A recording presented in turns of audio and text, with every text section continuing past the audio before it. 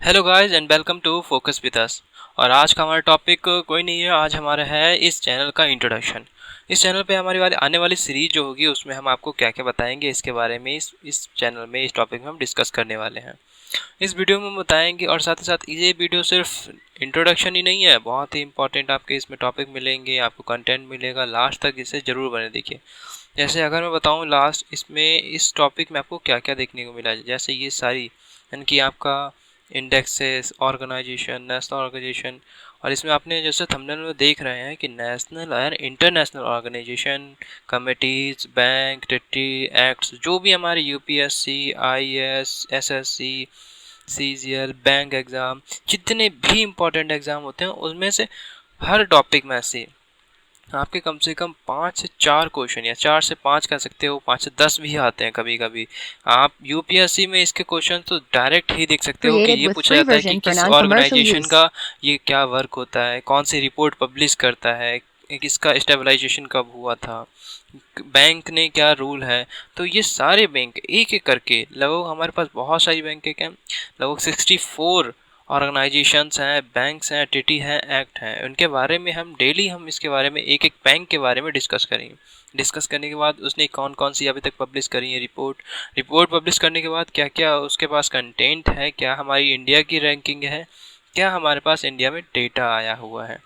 उसके तहत यूपीएससी में आपसे जो लॉजिक क्वेश्चन पूछे जाते हैं वो कभी आपके गलत नहीं हो, क्योंकि अगर आपने एक क्वेश्चन को समझ लिया कि ये हमारे जैसे हम घर समझ लेते हैं, हमारे घर में कहाँ पे जीना है, कहाँ पे रसोई है, तो उसी तरह से हम आराम से भी अगर हम ऑर्गेनाइजेशन के बारे में सब कुछ जान लेते हैं तो इसका मतलब है अगर उससे कोई क्वेश्चन आता है तो आगे नहीं जाएगा।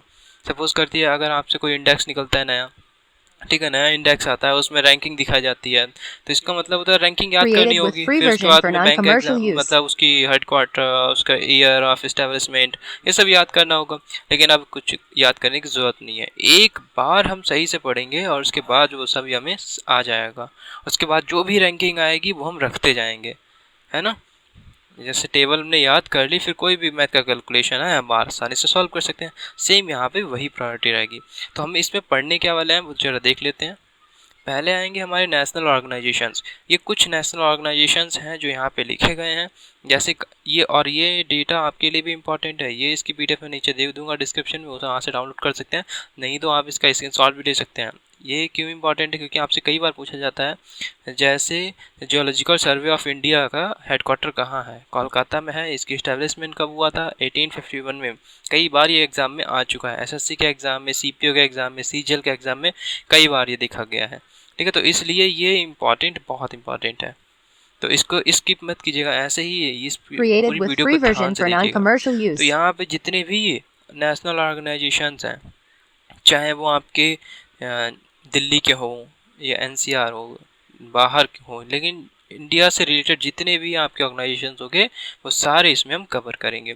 उसके बाद इस्टेब्लिशमेंट भी हैं, और हम कॉन्टिन्यूस देखेंगे कि दिल्ली के कौन कौन से हैं, मुंबई के कौन से हैं, कोलकाता में कौन से हैं, देहरादून के कौन से हैं, यानी कि जितने भी नेशनल इंस्टीट्यूशन ऑर्गेनाइजेशन है वो आप याद कर सकते हैं। और इसका स्क्रीनशॉट ले लीजिए, अपनी कॉपी पे लिख लीजिए, क्योंकि ये बहुत ही आपके लिए इंपॉर्टेंट है। नेक्स्ट में देखेंगे हम इंटरनेशनल ऑर्गेनाइजेशंस। इंटरनेशनल ऑर्गेनाइजेशंस यानी जैसे आपका यूएनओ है, इसका headquarter New York USA. Establishment 1945। World Health Organisation Geneva Switzerland. देखो जिनेवा स्विट्जरलैंड के मैं सारे एक जगह पे लिख रखे हैं, तो इस तरह से जितने आएंगे मैं सारे उसी के अकॉर्डिंग बताऊंगा। अब जैसे इसमें मैंने बता दिया यूनाइटेड नेशन ऑर्गेनाइजेशन यानी यूएनओ की, फिर अंदर की ये क्या क्या, अब जब मैं ये पढ़ाऊंगा टॉपिक Created यूएनओ, with ठीक free है, version for तो क्या बताऊंगा non-commercial use. अंदर कितने ये रिपोर्ट है, इसके कितने यूनियन हैं, कितने इसके एक्ट हैं, कि ये अंदर क्या क्या बॉडीज़ की वर्क करती हैं, और क्या क्या रिपोर्ट के अंदर बताते हैं, और अभी तक इंडिया की क्या रिपोर्ट्स आई हैं। तो ऐसा कोई भी क्वेश्चन नहीं होगा जो आपके एग्ज़ाम से छूट पाए, ठीक है। और साथ ही साथ मैं बताऊंगा कि इसमें, और साथ ही साथ ये भी आएगा इसमें कि जितने भी ऑर्गेनाइजेशंस हैं उनमें कौन कौन आपके हेड क्वार्टर्स, उसके बाद उसके कौन सीईओ हैं, चीफ हैं, एग्जीक्यूटिव हैं, कहाँ कहाँ उसके कौन कौन से लोकेशंस पे बने हुए हैं, इंडिया में कहाँ पे उसके वर्क होता है, ये सब एक एक वीडियो आएगा। जैसे यूएनओ को एक वीडियो आएगा, उसमें सारी इंट्रोडक्शन रहेगी, सारा कुछ रहेगा। उसके बाद आपको कहीं जाने की ज़रूरत नहीं होगी। अब जैसे International Labour Organisation Geneva Switzerland 1919, United Nation. और ये भी है, ये याद करने की टेंशन मत लीजिएगा, एक बार में मैं आपको ऐसा याद कर दूंगा, आप मोस्टली अगर एक बार रिवीजन और कर लेंगे भूलेंगे नहीं। आई सो यहाँ पे देखिए क्या इंटरनेशनल लेबर ऑर्गेनाइजेशन है, Created आपको with पता free है version for 1919 बहुत non-commercial use. इंपॉर्टेंट है। ठीक है, 1919 हमारे लिए बहुत इंपॉर्टेंट है, क्योंकि 13 अप्रैल 1919 इंडिया की हम एक ऐसी घटना बोल सकते हैं, जलियांवाला बाग।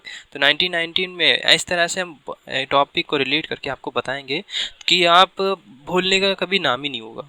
इस तरह से पेरिस फ्रांस में कौन सा है, वर्ल्ड नेशन एजुकेशन, यानी कि हम जैसे बोलते हैं यूनेस्को, यूनेस्को जो वर्ल्ड हेरिटेज की कई सारी आपको अथॉरिटी देता है, बहुत सारी चीज़ें देंगे।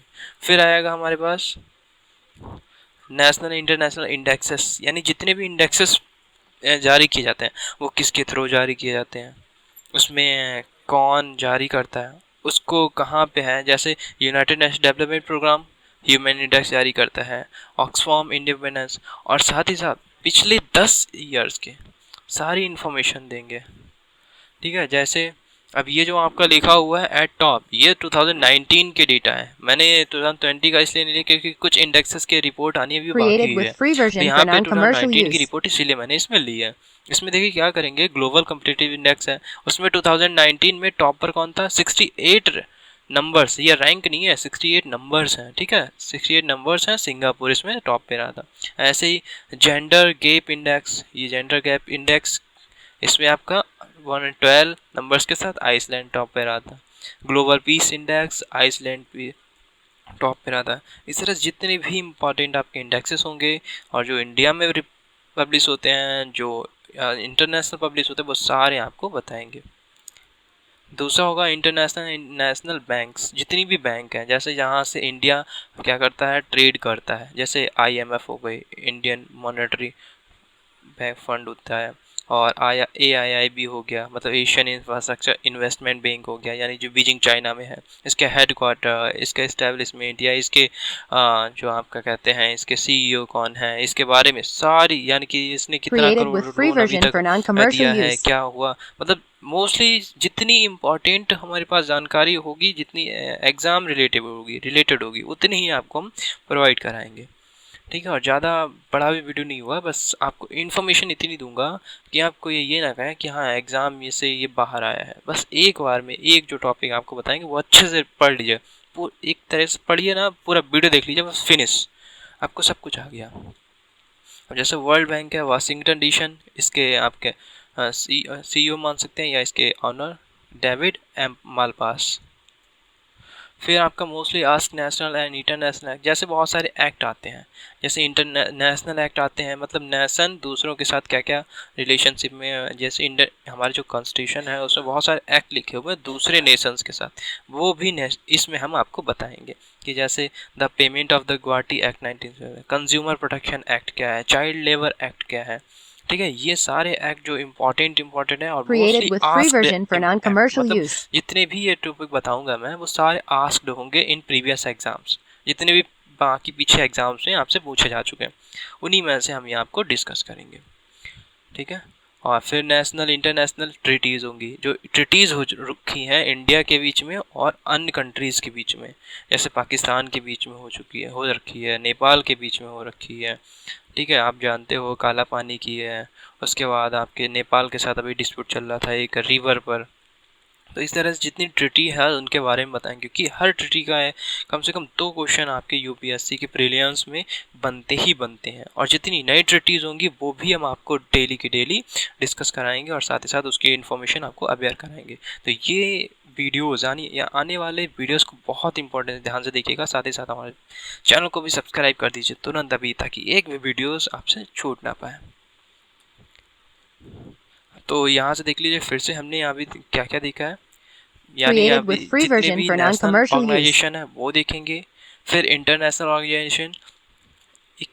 ठीक है, नेशनल ऑर्गेनाइजेशन हम लगभग आपको इसमें 7 to 8 डेज़ के अंदर फिनिश कर देंगे। फिर इंटरनेशनल ऑर्गेनाइजेशन रहेंगे, और इंटरनेशनल ऑर्गेनाइजेशन नेशनल तो थोड़े थोड़े रहेंगे। ठीक है, इंटरनेशनल के बारे में अच्छा सा डिस्क्रिप्शन देंगे, अच्छा सा डिस्क्राइब करेंगे, और रहेगा सबके बारे में इंपॉर्टेंट इन्फॉर्मेशन, कोई अदर इन्फॉर्मेशन नहीं, इधर उधर से कुछ बता रहे हैं, कुछ नहीं, जो आपका आता है वही। ठीक है, नेशनल इंटरनेशनल इंडेक्सेस रहेंगे कि आपका क्या है क्या नहीं है, कहाँ से इंडेक्स आई है, कितने आते हैं और कौन कहाँ से पब्लिश होती है, रैंक क्या है, लास्ट एंड फर्स्ट, और अभी तक क्या इंडिया की पोजीशन है और अभी कितनी सारी रैंकें आ चुकी हैं सर। ठीक है, ये सब आपका आएगा। आपका इंटरनेशनल बैंक मतलब कौन सी बैंक है, कहाँ से कितना आता है, और मोस्टली पैसा जो है किस बैंक में इन्वेस्ट होता है। फॉरेन डिपार्टमेंट बैंक होती है, न्यू ये ब्रिक्स होती है, न्यू डेवलपमेंट बैंक, ठीक है। तो इस तरह से हम कई सारी बैंकों के बारे में देखेंगे, नेशनल और इंटरनेशनल। हम आरबीआई के बारे में भी देखेंगे कि आरबीआई की जो बैंक है वो किन बैंकों से और जुड़ी हुई है, इंटरनेशनल बैंकों से जुड़ी हुई है। और मोस्टली जो आपके एक्ट्स हैं पूछे जाते हैं वो भी हम इसमें डिस्कस करेंगे। वही एक्ट हम यहाँ से लेंगे जो आपके एग्ज़ाम में आए हैं, ठीक है। नेशनल इंटरनेशनल ट्रीटीज़, अभी मैं एक बार फिर से आपको क्या करता हूँ दिखा देता हूँ। आप जल्दी से इसका क्लिप ले लीजिए या तो स्क्रीनशॉट ले लीजिए या इसको लिख लीजिए, ठीक है। आई होप आपने पॉज करके ले लिया होगा, दूसरा भी ले लीजिए, नेशनल इंटरनेशनल इंडेक्सेस, इसका भी ले लीजिए।